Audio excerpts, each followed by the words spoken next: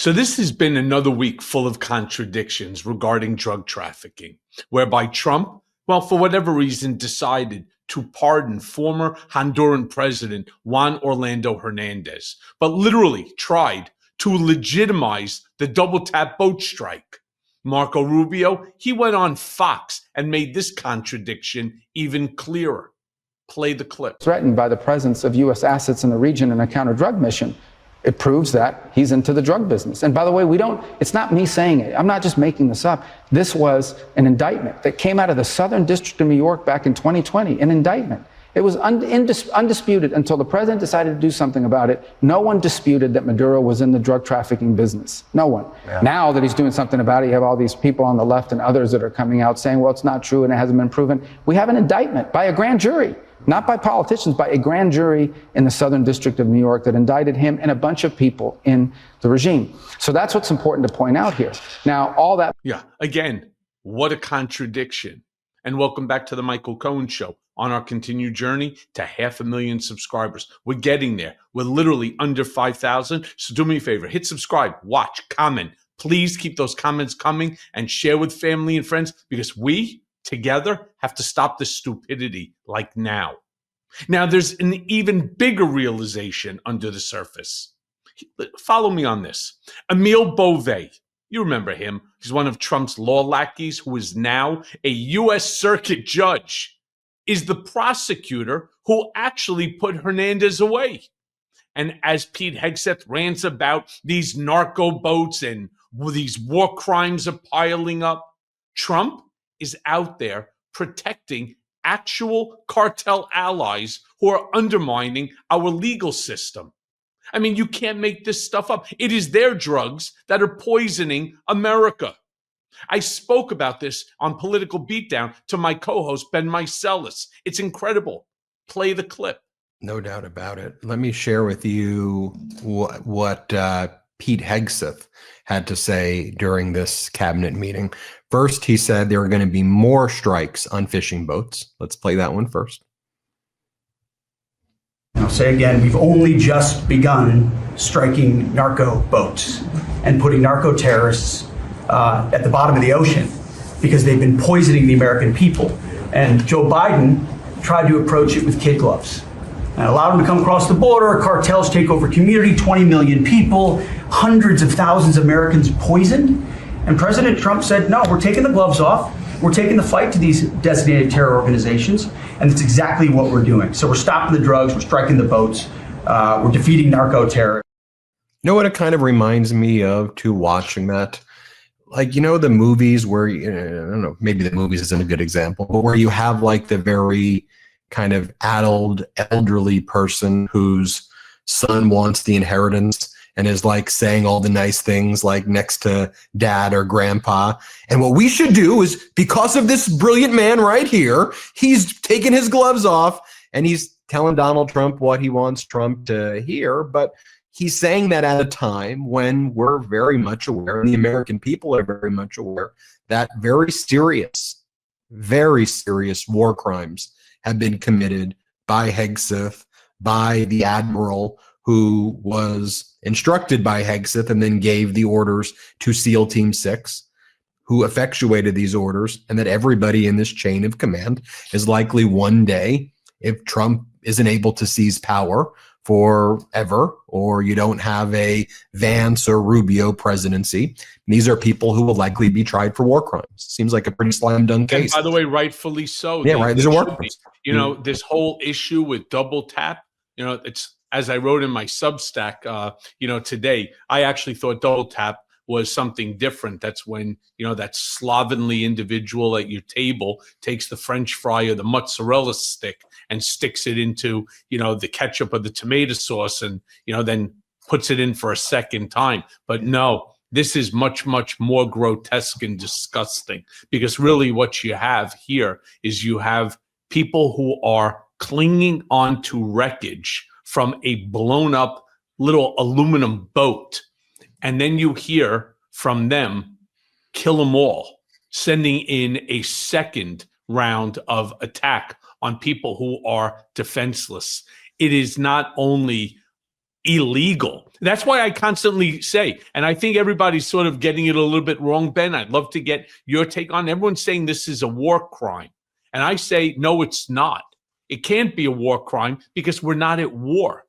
So I turn around and say what they could be charged with is murder one, because that's the way I see it. I see this as murder one. You got a guy sitting there hanging on to a piece of wreckage in the water, and then you go ahead and you start shooting at him, right? Why don't you just send SEAL Team 6 in to drown him while you're at it? I mean, this is out of control. I say it's murder one. Again, in order for it to be a war crime, don't you have to be at war? No, I think you're right about that. The former top JAG lawyers, the judge advocate generals, many of them who have been fired by Donald Trump and Pete Hegseth because they wanted to get away with this conduct.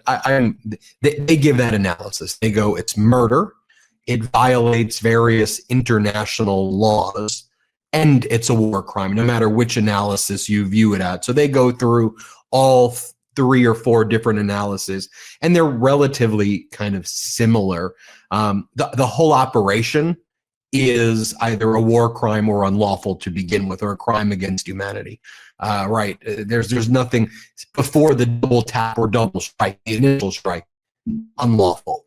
And Ben, the funnier part here is, according to Keg Breath and according to Trump and all of these, again, these idiotic acolytes at that table of stupidity, each and every one of them are sitting there and they're placating to the president, right? They're blowing smoke up his ass, but they're claiming that these strikes are necessary in order to prevent drugs from coming into this country to kill our entire country. But yet, didn't Trump just pardon the Honduran president, who was actually one of the largest narco distributors in the world in history? Well, I want to talk about that because Trump says that individual, Juan Orlando Hernández, was subject to a Biden witch hunt.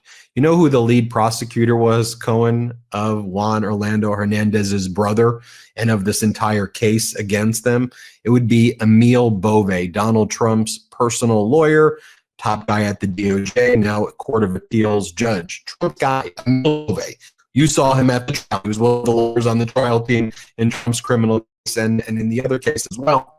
That guy was the lead federal prosecutor against the Hernandezes and did a good job. He put them behind jail, so much so that Bukele, Trump's guy from El Salvador, was attacking Emil Bove and mocked Bove when he resigned or left the federal prosecutor's office, as saying, look, that showed how weaponized it was that Emil Bove basically left. And now you have Bukele basically cheering on what just took place in kind of the ultimate, it just demonstrates what we're really dealing with here. And yes, Juan Orlando Hernández, the former leader of Honduras, gave safe passage and was involved in a conspiracy with the Sinaloa cartel. There was testimony in a federal case in the United States which talked about how this guy, Juan Orlando Hernández, would say things like, let's get that drugs up the gringo's nose and kill him. There was witnesses, went through a whole federal prosecution. The guy was found guilty, sentenced to 45 years, as was his brother, and Trump pardons this guy. And Trump says he pardoned him because people in Honduras told him to pardon him. Yeah, the people in Honduras who want narco drug trafficking. Those were the people who told you to do it. And so what it really comes down to is, who is Donald Trump helping out right now? Narco terrorists like Juan Orlando Hernández, people like Putin, people like Xi Jinping. Who's Donald Trump attacking? NATO, Zelensky, Japan, Taiwan, Ukraine. That's just the greatest part is also they're talking about cocaine coming through. That's not coming from Venezuela. Then the fentanyl isn't coming from Venezuela. It's coming through Mexico. Absolutely. So there's no fentanyl. There's no fentanyl coming from Venezuela. None. I mean, or so little that it's just not measurable in terms of other places where it's coming in from. And I'm all for stopping drugs from coming into America. Don't get me wrong, and you've heard me say this in the past. I lost my 2 closest friends in the world one who is my friend since the age of 5, the other at the age of 11. That I've known them, and they both overdosed, but not on fentanyl, not from cocaine. They overdosed because of the Sackler family, because of opioids. So you really want to start with something.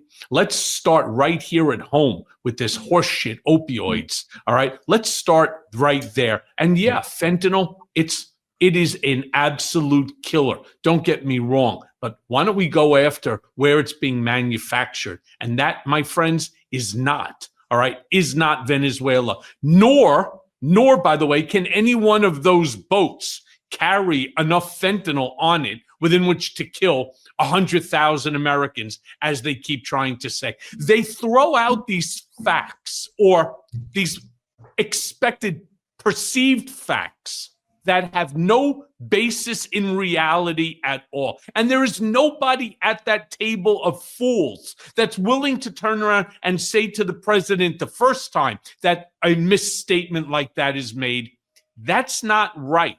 All right, let me give you the real facts. So in that way, when you speak, you don't have to worry that the press is going to attack you because they're fact checking you, which he doesn't like. All right, what we're going to do is we're going to give you real information so that it gets validated, instead of another article talking about how his numbers, his facts, and so on are all fugazi. Yeah, you know what it reminds me of a lot? When Putin needed a pretext to invade Ukraine, what did he say? Denazification. That Zelensky, who's a Jew, was actually a Nazi, and that it was a Nazi regime, and Russia was defeating the Nazis. And we all looked at that like, that. What the hell is he talking about? I mean, not to say that there are zero elements in Ukraine that have anti-Semitic views. I mean, there are, but that's not a systemic thing of a pretext for invasion at all. It's a made-up pretext so that Russia could invade and commit a genocide in Ukraine. And we looked at that as like denazification and the letter Z. Like, what are they talking about? Well, Trump's narco trafficking pretext is kind of like Putin's denazification, right? He tried to use it as a pretext first to invade Canada. And yes, he wanted to invade Canada and make it a 51st state. He uses that as a hook.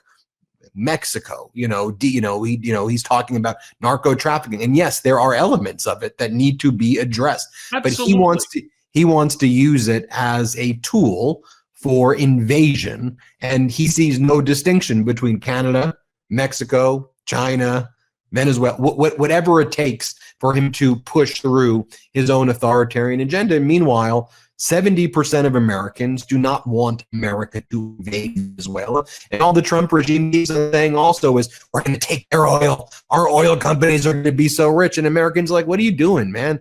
Like, just help us. Like, we're struggling right here. Hey, everyone. First of all, thanks for watching. I mean, we're going to be posting daily episodes with reactions and talking about politics. We'll be talking about everything, in fact. So please like and subscribe. Join us on this journey.